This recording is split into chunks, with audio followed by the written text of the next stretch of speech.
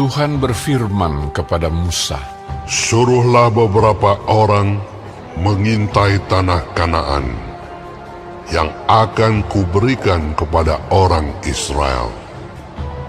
Dari setiap suku nenek moyang mereka, haruslah kau suruh seorang, semuanya pemimpin-pemimpin di antara mereka. Lalu Musa menyuruh mereka dari padang gurun Paran sesuai dengan titah Tuhan. Semua orang itu adalah kepala-kepala di antara orang Israel. Dan inilah nama-nama mereka. Dari suku Ruben, Syamua bin Zakur. Dari suku Simeon, Safat bin Hori. Dari suku Yehuda, Kaleb bin Yefune. Dari suku Isakar, Yigal bin Yusuf. Dari suku Efraim, Hosea bin Nun. Dari suku Benyamin, Palti bin Rafu. Dari suku Zebulon, Gadiel bin Sodi. Dari suku Yusuf, yakni dari suku Manasye, Gadi bin Susi. Dari suku Dan, Amiel bin Gemali. Dari suku Asher, Setur bin Mikael. Dari suku Naftali, Nahbi bin Wofsi. Dari suku Gad, Guel bin Makki. Itulah nama orang-orang yang disuruh Musa untuk mengintai negeri itu, dan Musa menamai Hosea bin Nun itu Yosua. Maka Musa menyuruh mereka untuk mengintai tanah Kanaan. Katanya kepada mereka, Pergilah dari sini ke tanah Negeb, dan naiklah ke pegunungan. Dan amatilah bagaimana keadaan negeri itu. Apakah bangsa yang mendiaminya kuat atau lemah? Apakah mereka sedikit atau banyak? Dan bagaimana negeri yang didiaminya? Apakah baik atau buruk? Bagaimana kota-kota yang didiaminya? Apakah mereka diam di tempat-tempat yang terbuka atau di tempat-tempat yang berkubu? Dan bagaimana tanah itu? Apakah gemuk atau kurus? Apakah ada di sana pohon-pohonan atau tidak? Tabahkanlah hatimu dan bawalah sedikit dari hasil negeri itu. waktu itu ialah musim hulu hasil anggur. Mereka pergi ke sana, lalu mengintai negeri itu, mulai dari padang gurun Zin sampai ke Rehob, ke jalan yang menuju ke Hamat. Mereka berjalan melalui tanah Negeb, lalu sampai ke Hebron. Di sana ada Ahiman, Sesai, dan Talmai, keturunan Enak. Hebron didirikan 7 tahun lebih dahulu dari Soan di Mesir. Ketika mereka sampai ke lembah Eskol, dipotong merekalah di sana suatu cabang dengan setandan buah anggurnya. Lalu berdualah mereka menggandarnya. Juga mereka membawa beberapa buah delima dan buah ara. Tempat itu dinamai orang Lembah Eskol karena tandan buah anggur yang dipotong orang Israel di sana. Sesudah lewat 40 hari, pulanglah mereka dari pengintaian negeri itu dan langsung datang kepada Musa, Harun, dan segenap umat Israel di Kades, di padang gurun Paran. Mereka membawa pulang kabar kepada keduanya dan kepada segenap umat itu, dan memperlihatkan kepada sekaliannya hasil negeri itu. Mereka menceritakan kepadanya, Kami sudah masuk ke negeri kemana kau suruh kami. Dan memang negeri itu berlimpah-limpah susu dan madunya. Dan inilah hasilnya. Hanya bangsa yang diam di negeri itu kuat-kuat. Dan kota-kotanya berkubu dan sangat besar. juga keturunan Enak telah kami lihat di sana. Orang Amalek diam di tanah Negeb.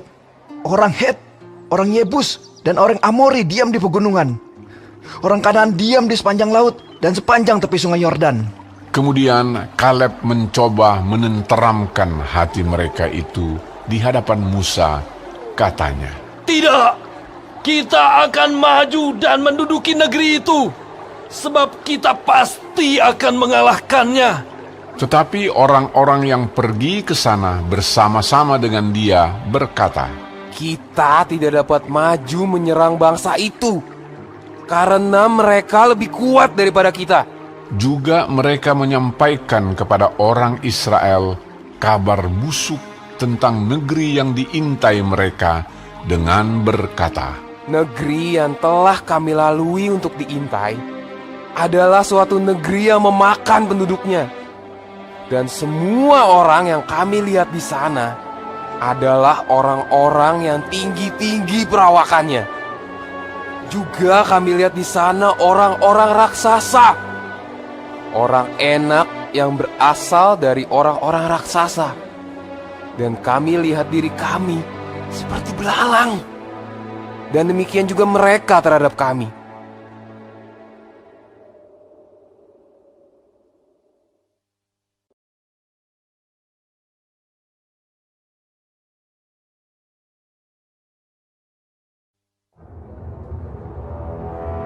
Lalu segenap umat itu mengeluarkan suara nyaring dan bangsa itu menangis pada malam itu.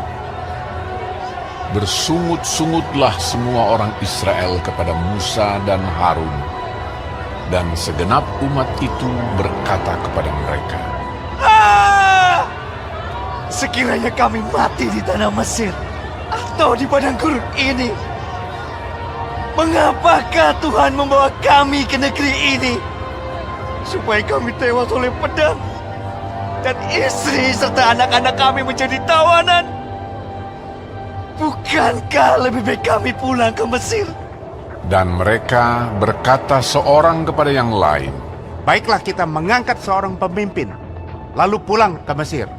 Lalu sujudlah Musa dan Harun di depan mata seluruh jemaah Israel yang berkumpul di situ. Tetapi Yosua bin Nun dan Kaleb bin Yefune, yang termasuk orang-orang yang telah mengintai negeri itu, mengoyakkan pakaiannya dan berkata kepada segenap umat Israel, Negeri yang kami lalui untuk diintai itu adalah luar biasa baiknya. Jika Tuhan berkenan kepada kita, maka Ia akan membawa kita masuk ke negeri itu dan akan memberikannya kepada kita. Suatu negeri yang berlimpah-limpah susu dan madunya. Hanya janganlah memberontak kepada Tuhan dan janganlah takut kepada bangsa negeri itu, sebab mereka akan kita telan habis. Yang melindungi mereka sudah meninggalkan mereka, sedang Tuhan menyertai kita. Janganlah takut kepada mereka. Lalu segenap umat itu mengancam hendak melontari kedua orang itu dengan batu. Tetapi tampaklah kemuliaan Tuhan di kemah pertemuan kepada semua orang Israel. Tuhan berfirman kepada Musa, Berapa lama lagi bangsa ini menista aku? Dan berapa lama lagi mereka tidak mau percaya kepadaku? Sekalipun sudah ada segala tanda mujizat yang kulakukan di tengah-tengah mereka. Aku akan memukul mereka dengan penyakit sampar dan melenyapkan mereka. Tetapi engkau akan kubuat menjadi bangsa yang lebih besar dan lebih kuat daripada mereka. Lalu berkatalah Musa kepada Tuhan, Jikalau hal itu kedengaran kepada orang Mesir, padahal engkau telah menuntun bangsa ini dengan kekuatanmu dari tengah-tengah mereka, mereka akan bercerita kepada penduduk negeri ini yang telah mendengar bahwa engkau Tuhan ada di tengah-tengah bangsa ini. dan bahwa Engkau Tuhan menampakkan dirimu kepada mereka dengan berhadapan muka. Waktu awanmu berdiri di atas mereka, dan waktu Engkau berjalan mendahului mereka di dalam tiang awan pada waktu siang, dan di dalam tiang api pada waktu malam.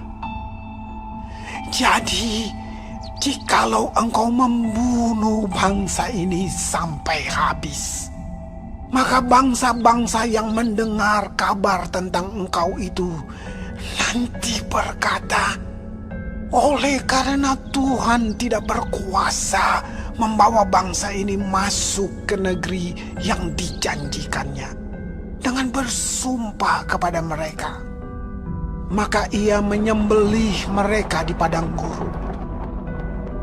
Jadi sekarang, biarlah kiranya kekuatan Tuhan itu nyata kebesarannya, seperti yang Kau firmankan. Tuhan itu berpanjangan sabar dan kasih setianya berlimpah-limpah. Ia mengampuni kesalahan dan pelanggaran, tetapi sekali-kali tidak membebaskan orang yang bersalah dari hukuman. Bahkan ia membalaskan kesalahan bapa kepada anak-anaknya, kepada keturunan yang ketiga dan keempat. Ampunilah kiranya kesalahan bangsa ini sesuai dengan kebesaran kasih setiamu, seperti Engkau telah mengampuni bangsa ini mulai dari Mesir sampai kemari. Berfirmanlah Tuhan, Aku mengampuninya sesuai dengan permintaanmu. Hanya demi Aku yang hidup dan kemuliaan Tuhan memenuhi seluruh bumi.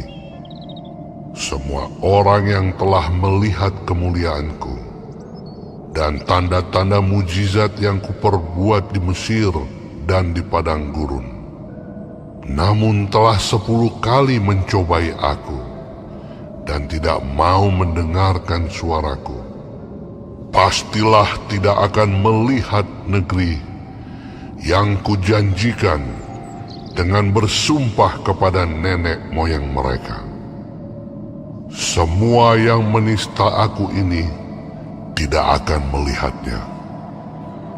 Tetapi hamba-Ku Kaleb, karena lain jiwa yang ada padanya, dan ia mengikut Aku dengan sepenuhnya, akan Kubawa masuk ke negeri yang telah dimasukinya itu, dan keturunannya akan memilikinya. Orang Amalek dan orang Kanaan diam di lembah. Sebab itu berpalinglah besok dan berangkatlah ke padang gurun, ke arah laut Teberau. lagi berfirmanlah Tuhan kepada Musa dan Harun, Berapa lama lagi umat yang jahat ini akan bersungut-sungut kepadaku? Segala sesuatu yang disungut-sungutkan orang Israel kepadaku telah kudengar. Katakanlah kepada mereka, demi Aku yang hidup, demikianlah firman Tuhan, bahwasanya seperti yang kamu katakan di hadapanku, demikianlah akan kulakukan kepadamu. Di padang gurun ini, bangkai-bangkaimu akan berhantaran, yakni semua orang di antara kamu yang dicatat, semua tanpa terkecuali yang berumur 20 tahun ke atas, karena kamu telah bersungut-sungut kepadaku. Bahwasanya kamu ini tidak akan masuk ke negeri yang dengan mengangkat sumpah telah kujanjikan akan kuberi kamu diami, kecuali Kaleb bin Yefune dan Yosua bin Nun. Tentang anak-anakmu yang telah kamu katakan, mereka akan menjadi tawanan, merekalah yang akan kubawa masuk, supaya mereka mengenal negeri yang telah kamu hinakan itu. Tetapi mengenai kamu, bangkai-bangkaimu akan berhantaran di padang gurun ini, dan anak-anakmu akan mengembara sebagai penggembala di padang gurun 40 tahun lamanya, dan akan menanggung akibat ketidaksetiaan sampai bangkai-bangkaimu habis di padang gurun. Sesuai dengan jumlah hari yang kamu mengintai negeri itu, yakni 40 hari. 1 hari dihitung 1 tahun, jadi 40 tahun lamanya kamu harus menanggung akibat kesalahanmu, supaya kamu tahu rasanya jika aku berbalik daripadamu. Aku Tuhan yang berkata demikian. Sesungguhnya aku akan melakukan semuanya itu kepada segenap umat yang jahat ini, yang telah bersepakat melawan aku.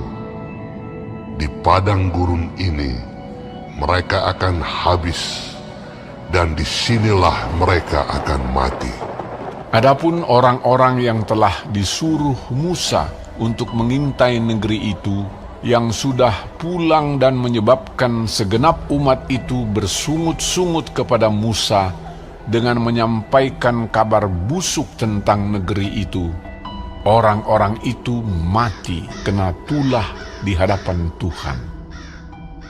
Tetapi yang tinggal hidup dari orang-orang yang telah pergi mengintai negeri itu hanyalah Yosua bin Nun dan Kaleb bin Yefune. Setelah Musa menyampaikan perkataan ini kepada semua orang Israel, maka berkabunglah bangsa itu dengan sangat. Dan keesokan harinya, bangunlah mereka pagi-pagi hendak naik ke puncak gunung sambil berkata, Sekarang kita hendak maju ke negeri yang difirmankan Tuhan itu. Memang kita telah berbuat dosa. Tetapi kata Musa, Mengapakah kamu hendak melanggar titah Tuhan? Hal itu tidak akan berhasil. Janganlah maju, sebab Tuhan tidak ada di tengah-tengahmu, supaya jangan kamu dikalahkan oleh musuhmu. Sebab orang Amalek dan orang Kanaan ada di sana di depanmu, dan kamu akan tewas oleh pedang. Dari sebab kamu berbalik membelakangi Tuhan, maka Tuhan tidak akan menyertai kamu. meskipun demikian, mereka nekat naik ke puncak gunung itu, tetapi tabut perjanjian Tuhan dan Musa juga tidaklah meninggalkan tempat perkemahan. Lalu turunlah orang Amalek dan orang Kanaan yang mendiami pegunungan itu dan menyerang mereka. Kemudian orang-orang itu mencerai-beraikan mereka sampai ke Horma.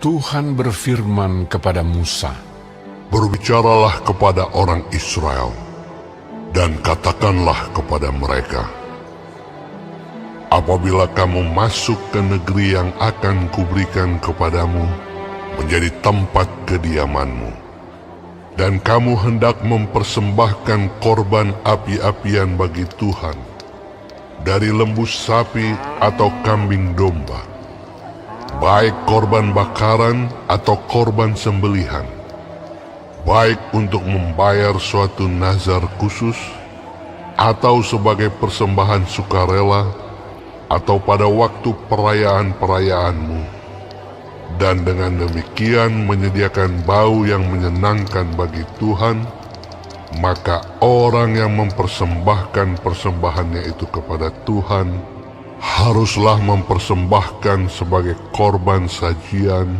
1/10 eva tepung yang terbaik, diolah dengan 1/4 hin minyak. Dan beserta korban bakaran atau korban sembelihan itu, engkau harus juga mempersembahkan seperempat hin anggur sebagai korban curahan untuk setiap ekor domba yang dipersembahkan. Tetapi jikalau persembahanmu itu seekor domba jantan, engkau harus mempersembahkan sebagai korban sajian 2/10 efat tepung yang terbaik diolah dengan sepertiga hin minyak. Dan sebagai korban curahan, haruslah kau persembahkan sepertiga hin anggur menjadi bau yang menyenangkan bagi Tuhan. Dan apabila engkau mengolah seekor lembu sebagai korban bakaran atau sebagai korban sembelihan, baik untuk membayar suatu nazar khusus maupun sebagai korban keselamatan bagi Tuhan, maka beserta lembu itu haruslah dipersembahkan sebagai korban sajian 3/10 efat tepung yang terbaik, diolah dengan setengah hin minyak. Dan sebagai korban curahan, haruslah kau persembahkan setengah hin anggur. Itulah korban api-apian yang baunya menyenangkan bagi Tuhan. Demikianlah harus diperbuat untuk setiap ekor lembu, dan untuk setiap ekor domba jantan, dan untuk setiap ekor domba atau kambing. Berapapun jumlah hewan yang kamu olah, untuk setiap hewan itu harus kamu perbuat demikian juga. Setiap orang Israel asli haruslah berbuat demikian apabila ia mempersembahkan korban api-apian yang baunya menyenangkan bagi Tuhan. Dan apabila seorang asing telah menetap padamu, atau seorang lain yang tinggal di antara kamu, atau di antara keturunanmu kelak, hendak mempersembahkan korban api-apian yang baunya menyenangkan bagi Tuhan, maka seperti yang kamu perbuat, demikianlah harus diperbuatnya. Mengenai jemaah itu, haruslah ada satu ketetapan bagi kamu dan bagi orang asing yang tinggal padamu. Itulah suatu ketetapan untuk selama-lamanya bagi kamu turun-temurun. Kamu dan orang asing haruslah sama di hadapan Tuhan. Satu hukum dan satu peraturan berlaku bagi kamu dan bagi orang asing yang tinggal padamu. Lagi berfirmanlah Tuhan kepada Musa, Berbicaralah kepada orang Israel dan katakanlah kepada mereka, apabila kamu masuk ke negeri kemana kamu akan kubawa, maka apabila kamu makan roti hasil negeri itu, haruslah kamu mempersembahkan persembahan khusus bagi Tuhan. Tepung jelaimu yang mula-mula haruslah kamu persembahkan sebagai persembahan khusus berupa roti bundar, sama seperti persembahan khusus dari hasil tempat pengirikanmu.